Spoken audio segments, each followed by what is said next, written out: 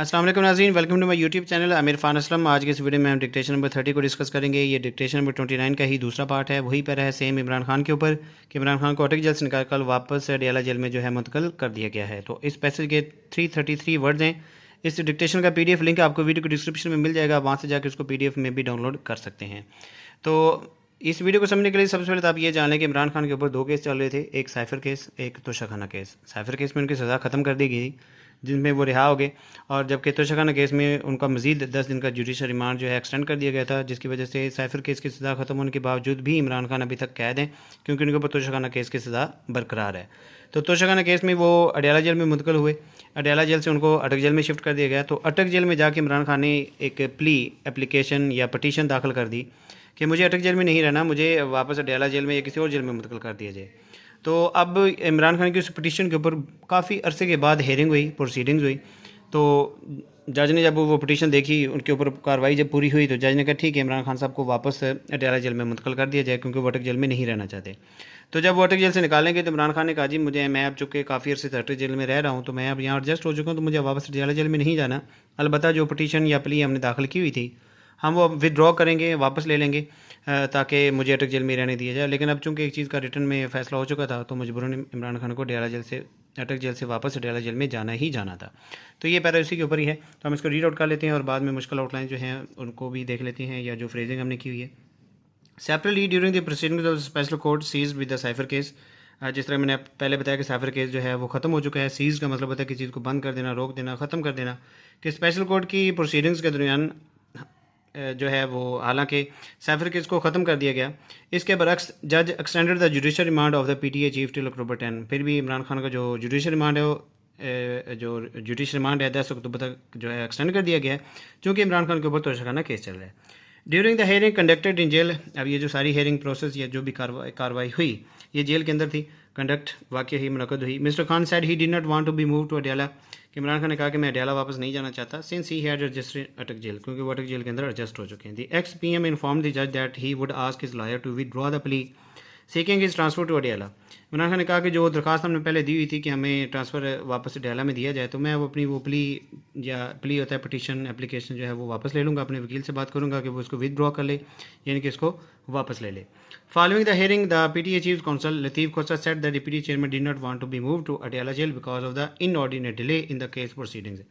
Hearing के दौरान इमरान खान का जो वकील है, काउंसिल का मतलब भी वकील होता है, उसके बाद प्रोसिक्यूशन का मतलब भी वकील होता है, प्रोसिक्यूटर भी वकील को कहते हैं, और एडवोकेट भी वकील को कहते हैं, काउंसिल भी वकील को कहते हैं। लतीफ़ खोसा इमरान खान का वकील है, जो कि किसी ज़माने में जरदारी का वकील हुआ करता था। उन्होंने ये हेयरिंग के दौरान कहा कि इमरान खान जो है अडयाला जेल मुंतकिल नहीं होने चाहते। प्रोसीडिंग चूँकि बहुत ज़्यादा डिले का शिकार हो गई थी, इसलिए तब शुरू में तो वो जाना चाहते थे अडयाला जेल में, लेकिन अब वो चूँकि एडजस्ट हो चुके थे, अब वो इस डिले की वजह से जो है नहीं जाना चाहते वापस। The lawyer said as per the XPM, the lawyer वकील ने कहा कि XPM यानी कि साबका वज़ीर-ए-आज़म के मुताबिक he had applied for the transfer to another facility 2 months ago. 2 महीने पहले उन्होंने ये एप्लीकेशन दी थी कि मुझे किसी और जेल के अंदर जो है मुंतकिल कर दिया जाए अटक से। But he was not aware that the court would not take so long to decide on his plea. लेकिन उसको ये नहीं पता था कि कोर्ट इतना अरसा या इतनी देर लगा देगी उसकी दरख्वास्त पे फैसला करते हुए। आफ्टर द हेयरिंग, इस सारी कार्रवाई के बाद Bushra Bibi also met her इनकार्सिरेटेड husband. जो बुशरा बीबी इमरान खान साहब की जो वाइफ हैं, इनकार्सिरेटेड हस्बैंड यानी कि जो हस्बैंड कैद में है, उनसे मिली। The meeting between the couple lasted मतलब बरकरार रही फॉर एन आर। दोनों मियाँ बीवी के दरमियान जो ये मीटिंग हुई 1 घंटे के लिए हुई। Separately PTA leader Shah Mahmood Qureshi remand was also extended till October 10 in the cipher case. दूसरी तरफ PTA के जो लीडर थे शाह महमूद कुरैशी, उनका रिमांड भी 10 अक्टूबर तक जो है एक्सटेंड कर दिया गया। साइफर केस उनके ऊपर अभी तक चल रहा है। Meanwhile, the Islamabad High Court rejected a petition filed by the FIA seeking an in-camera hearing of the post-arrest bail petition of the PTA chairman in the Saifar case.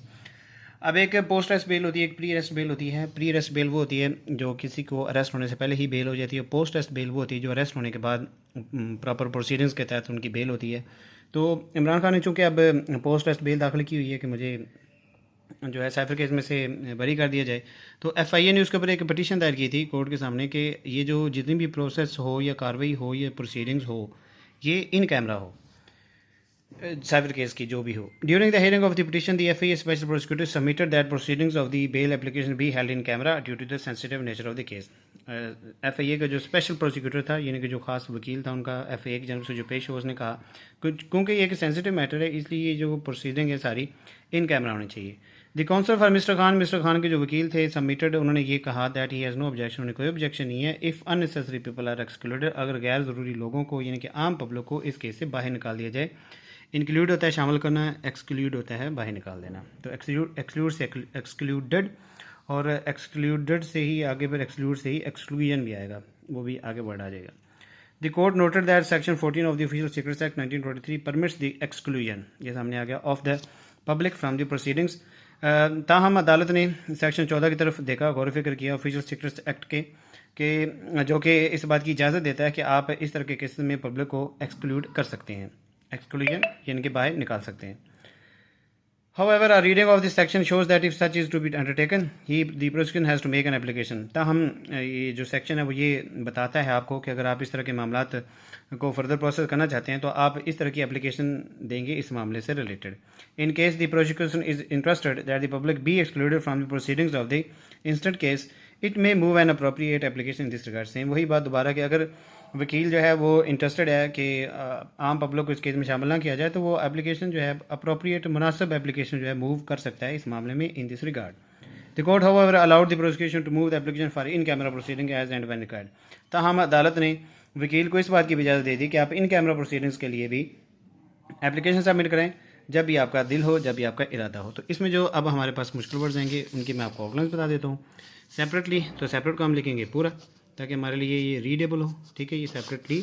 और during the, ये तो phrasing है, proceeding of special court seized में एस पूरा जाएगा और S T की लूप लगेगी। और इस तरह अगर हम बात करें जुडिशल रिमांड, पिछली वीडियो में बता चुके हैं, जुडिशल लिखेंगे और एन डी से काट देंगे। कुछ लोग जुडिशल लिख के साथ में आर लगा देते हैं, तो ये जुडिशल रिमांड आप ऐसे भी लिख सकते हैं। पीटीआई चीफ, तो पीटीआई लिखकर चीफ को अलग से लिखें, सॉरी पीटीआई यूँ होगा,